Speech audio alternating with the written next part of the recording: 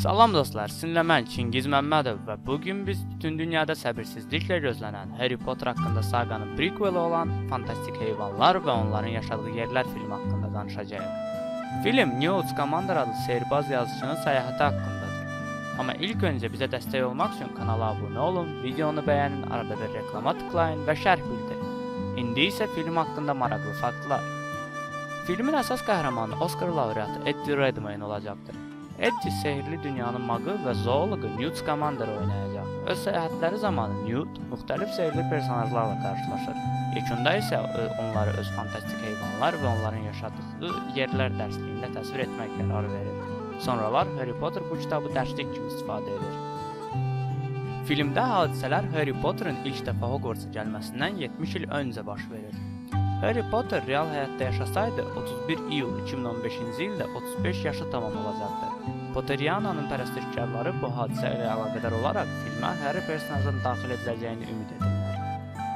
Sehirli Dünya barədə kitabların müəllifi olan Joanne Rowling bu kitab üzərində işlə başlayarkən ilk dəfə olaraq özünü ssenarist kimi yoxlayıb. Filmin çəkiliş komandası əsl peşəkarlardan ibarətdir. Operator səhnə tərtibatçısı Sherlock Holmes filmi üzərində çalışan Oscar laureatı Philip Ruslodur. Rəssam səhnə tərtibatçısı Ucqat Oscar laureatı Stuart Craig, kostyumlar üzrə rəssam isə Colin Atwood, Chicago, Geisha memuarları, Alisa Möcüzələr Ölkəsində kimi filmlərin rəssamı. Vizual effektlərə Christian Manz, montajla isə Dark May məşğul olacaq. Bütün bunlar yeni filmin Joanne Rowling'in əvvəlki kitablarını ekranlaşdırmaları kimi maraqlı olacağından xəbər verir. Filmdə baş rollardan birini Colin Farrell ifa edəcək. O, Rowling'in personajının öz səyahətləri zaman qarşılaşdığı sehrbaz Graves oynayacaq.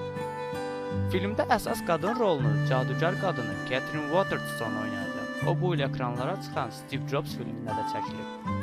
Fantastik Heyvanlar və Onların Yaşadığı Yerlər kitabı 2001-ci ildə çıxıb. Rowling'in Quidditch qədim dövrlərdən indiyə qədər kitabı ilə birlikdə bu kitabın satışından əldə etdiyi vəsait 15,7 milyon funt sterling olub. Satışdan əldə edilən gəlirin 80%-i Etiopiyada aclıqdan əziyyət çəkən insanlara yardım edən Comic Relief xeyrinə fonduna köçürülür. Filmin dünya premyerası isə 18 noyabr 2016-cı ildə baş tutacaq. Və artıq məlumdur ki, film ən azından 2 hissədən ibarət olacaq. İkinci hissənin 2018-ci ildə çıxması planlaşdırılır. Və budur dostlar, növbəti videonun da sonuna gəldik. Abunə olmağı, şərh bildirməyi və digər videoları izləməyi unutmayın. Görüşənədək!